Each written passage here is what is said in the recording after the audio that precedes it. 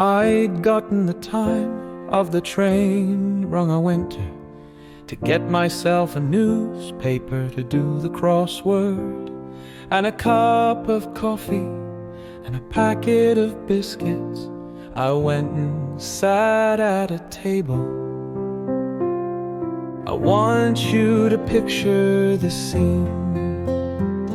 It's very important that you get this very clear in your mind. Here's the table, newspaper, cup of coffee, and packet of biscuits.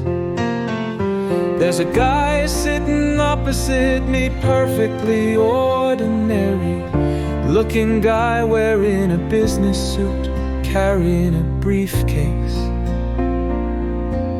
It didn't look like he was gonna do anything weird. What he did was this: he suddenly leaned across, picked up the packet of biscuits, tore it open, took one out, and ate it. Now this, I have to say, is the sort of thing the British are very bad at dealing with. There's nothing in our background, upbringing, or education that teaches you how to deal with someone who in broad daylight has just stolen your biscuits. You know what would happen if this had been South Central Los Angeles?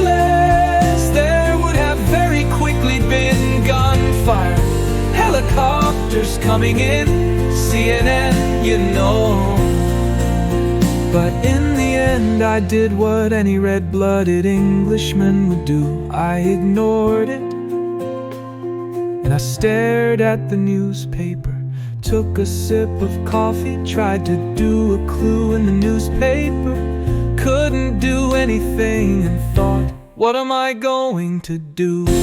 In the end I thought, nothing for it, I'll just have to go for it. And I tried very hard not to notice the fact that the packet was already mysteriously open. I took out a biscuit for myself, I thought that settled him. But it hadn't, because a moment or two later he did it again. He took another biscuit. Having not mentioned it the first time, it was somehow even harder to raise the subject the second time around. Excuse me, I couldn't help but notice. I mean, it doesn't really work. We went through the whole packet like this. When I say the whole packet, I mean there were only about 8 biscuits, but it felt like a lifetime. He took one, I took one, I took one. Finally, when we got to the end, he stood up and walked away. Well, we exchanged meaningful looks, then he walked away, and I breathed a sigh of relief and sat back. A moment or two later, the train was coming in, so I tossed back the rest of my coffee, stood up, picked up the newspaper, and underneath the newspaper were my biscuits. Were my biscuits.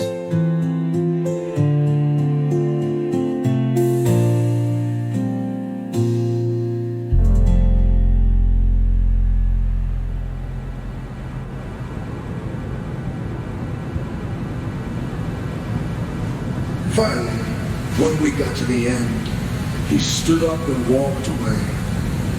Well, we exchanged meaningful looks.